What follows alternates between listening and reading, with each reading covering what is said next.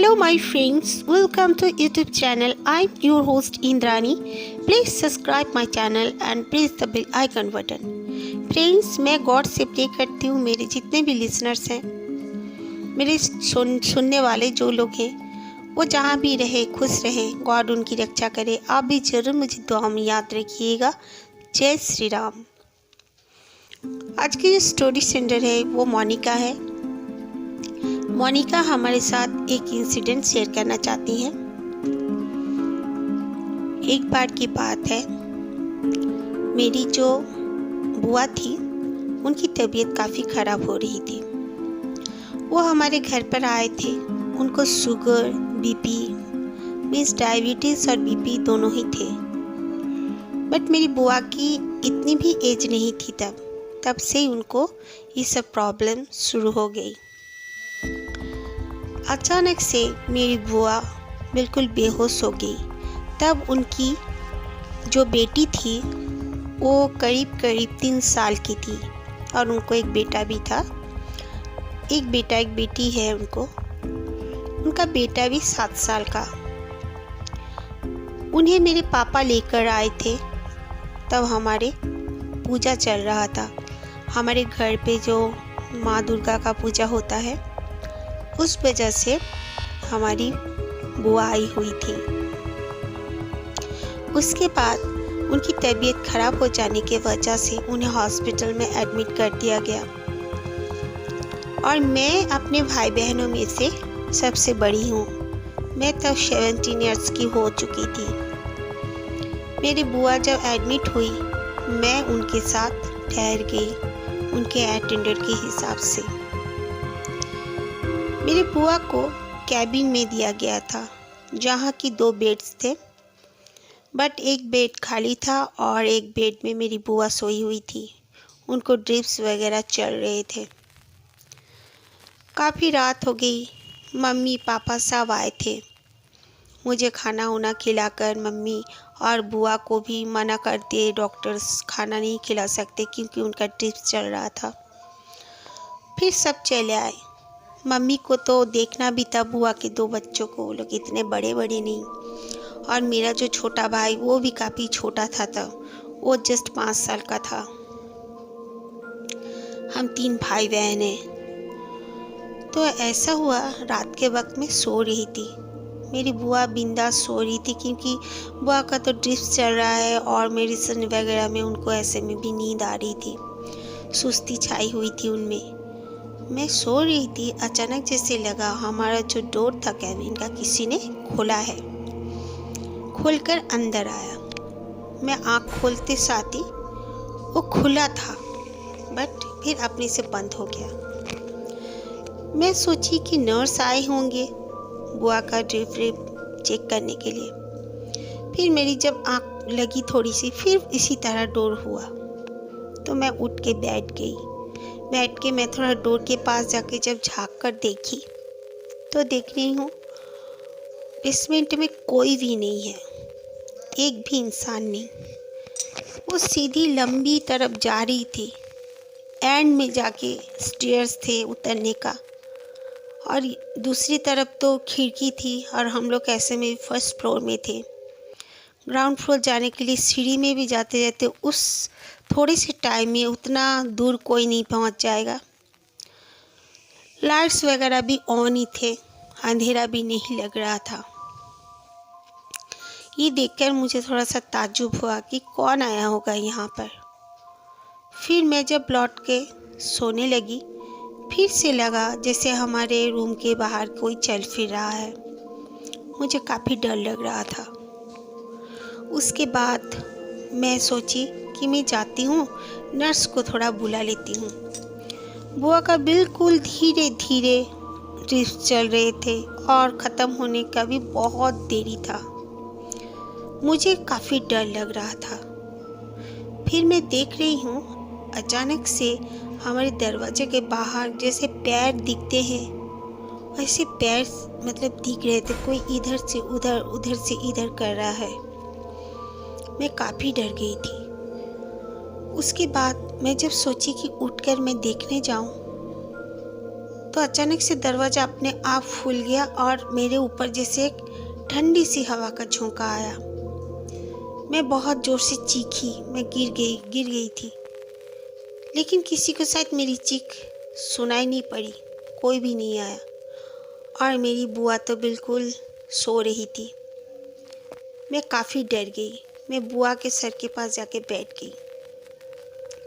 जब मैं बुआ के सर के पास बैठी हुई थी तो मुझे लगा कि मैं जो बेड में सोई थी उस बेड के नीचे कोई है। मैं जब झांक के देखने लगी तो कोई नहीं था। मुझे डर काफ़ी लग रहा था। फिर मैंने अपना फ़ोन उठाया और मॉम को फ़ोन किया। तो मॉम ने कहा तू जा और किसी एक नर्स को बुला के ला।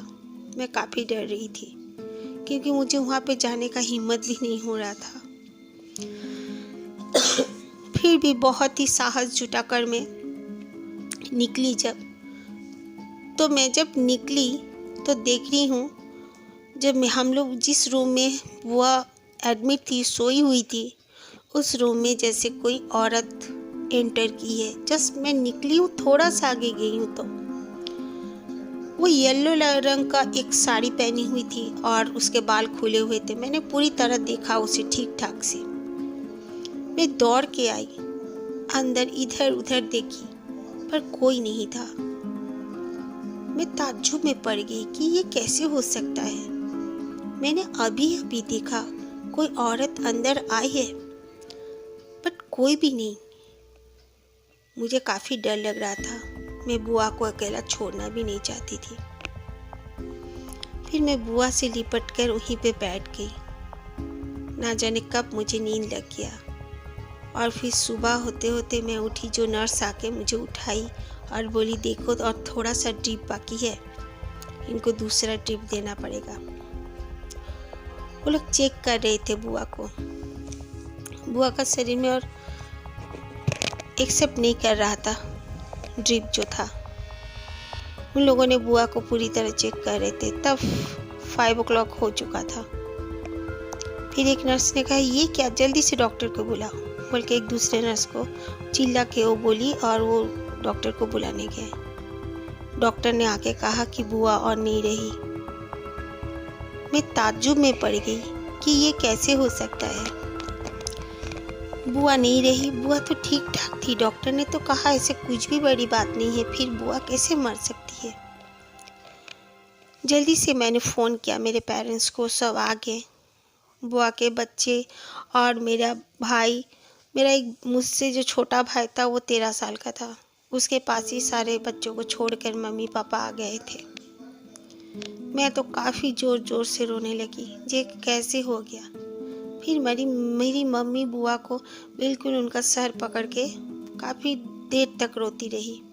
उसके बाद मम्मी ने जब उनका जस्ट फेस को थोड़ा सा टर्न किया, मम्मी ने राइट से लेफ्ट, तो देखा क्या कि बुआ का जैसे गले में उंगलियों का निशान है। डॉक्टर्स ने देखा, डॉक्टर ने कहा ये क्या, तो सबने कहा कि हॉस्पिटल में क्या किसी ने इन्हें मार डाला, ये निशान काहे का है। तुरंत पोस्टमार्टम किया गया लेकिन ऐसा कुछ भी नहीं निकला। मेरी बुआ हार्ट अटैक से हार्ट उनका फेल हो गया था, इसीलिए वो गुजर गई थी।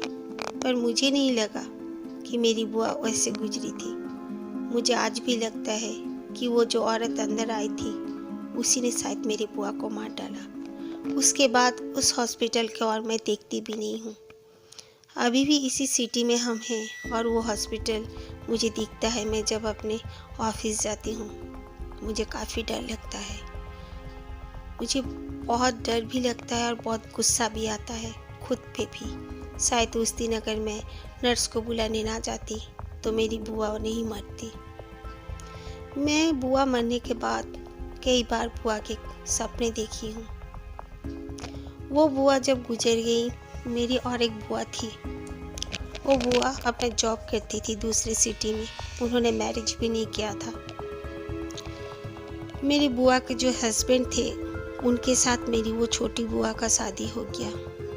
मेरी छोटी बुआ अपना कोई भी औलाद नहीं की है। अपनी बड़ी बहन यानी कि मेरी बड़ी बुआ के दोनों बच्चों को ही पालती है माँ जैसे। क्या पता ऐसे क्यों हुआ था उस दिन। ये बात मैं सोचती हूँ तो अभी भी रोने लगती हूँ और मैं शेयर करना चाहती हूँ लेकिन नहीं कर पाती हूँ। Okay, thank you very much Monika, आपने अपनी स्टोरी हमारे साथ शेयर किए। काफ़ी सैड स्टोरी था। और बाय द वे फ्रेंड्स, मैं आप लोगों के साथ एक बात शेयर करना चाहती हूँ।